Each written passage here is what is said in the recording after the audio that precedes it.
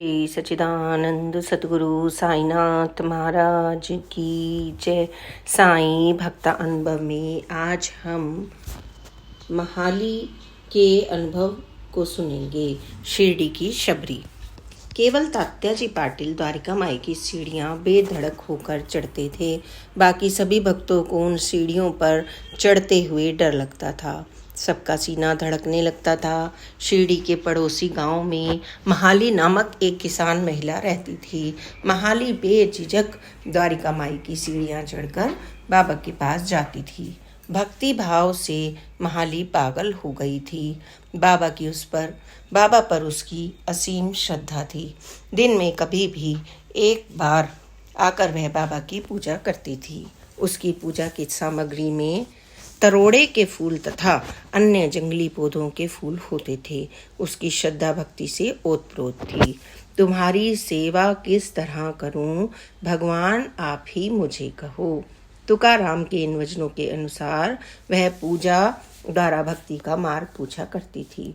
पूजा करते समय वह जंगली फूल कभी बाबा के मस्तक पर या कभी उनके चरणों पर रख देती थी। अपने गांव से आते हुए वह रास्ते में किसी भी बाग से कभी बैंगन, प्याज, मूली, बेर, इमली आदि जो कुछ भी दिखता था उसमें से एक चीज हाथ में लेकर बाबा को कहा करती थी, मैं आपके लिए प्रसाद लाई हूँ, यह आपको खाना ही पड़ेगा। बाबा उसकी ओर देखकर सिर्फ हंसते थे। कई बार महाली अपनी बुलंद आवाज में गीत जो गेहूं पीसते समय गाते हैं सुनाती थी। श्री सच्चिदानंद सतगुरु साईनाथ महाराज की जय।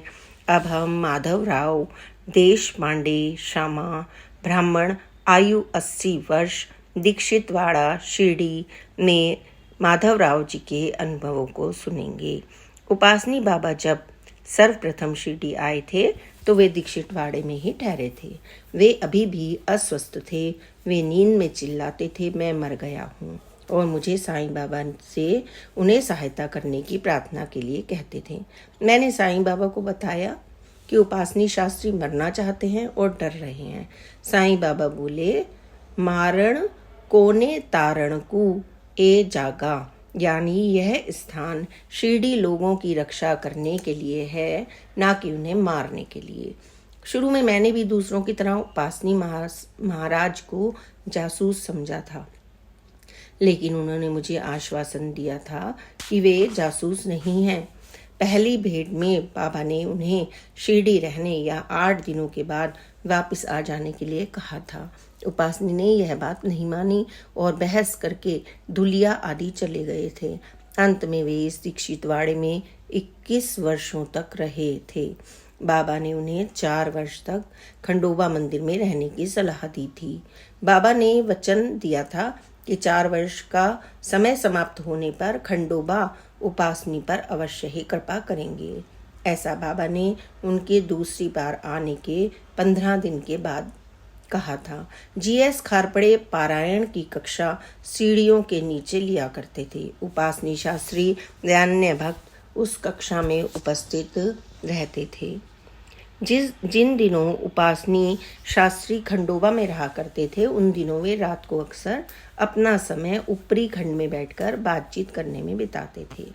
साईं बाबा का ऐसा कहना है कि मुझसे 4 वर्ष आयु में छोटे हैं का संबंध अगर इस जीवन से जोड़ा जाए तो मैं उसे समझ नहीं पाया हूँ। आयु की दृष्टि से तो वे मुझसे बड़े दिखाई देते थे।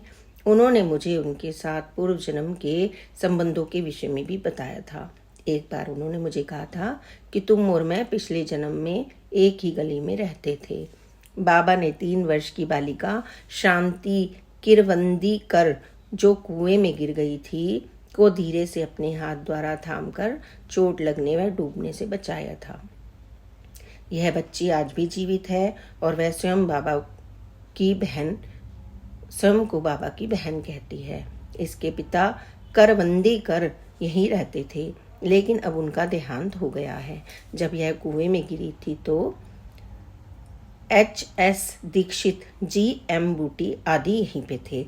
यह घटना सन 1915 की है। अब वह शादीशुदा है और अपने पति के साथ मालेगांव में रहती है। जो मनमाड़ से 30 मील दूर है। मैं पाठशाला में सहायक अध्यापक था।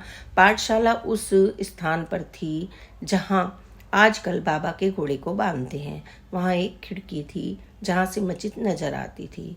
वहाँ से मैं अक्सर साईं बाबा को देखा करता था, जिन्हें लोग एक पागल फकीर समझते थे। तब मेरे मन में उनके लिए श्रद्धा भाव नहीं था।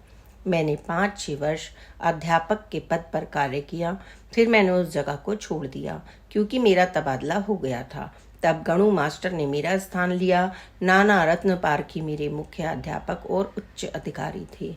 मास्टर लक्ष्मण जी भी मुझसे उच्च पद पर थे। हमारे परिवार का संबंध निमोड़ से था। वहीं मेरा जन्म हुआ था। लेकिन जब मैं 2 वर्ष का था तब मेरे पिताजी ने यहाँ आकर रहना शुरू कर दिया था। तब से हम यहीं रह रहे हैं।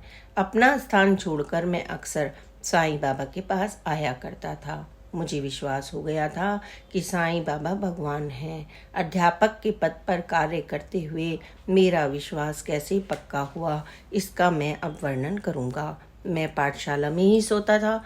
बाबा मस्जिद में अकेले होते थे। रात के समय मैं बाबा के मुख से बोली गई अंग्रेजी, हिंदी व अन्य कई भाषाएं सुनता था। तब मैंने अनुमान लगाया कि बाबा के पास अद्भुत शक्तियां हैं और इस तरह मैं बाबा में विश्वास करने लगा। जब मैं पाठशाला में था तब चिदंबर केशव गाड़गिल शिरडी आए और मुझसे पूछा, ऐसा कहा जाता है कि यहाँ एक सिद्ध साधु रहते हैं, वे कहाँ हैं? तब मैंने उत्तर में कहा कि यहाँ शिरडी में तो ऐसा कोई नहीं। फिर पाठशाला से मस्जिद की ओर इशारा करके कहा कि वहाँ केवल एक पागल फकीर हैं। श्री गाड़गिल मस्जिद गए।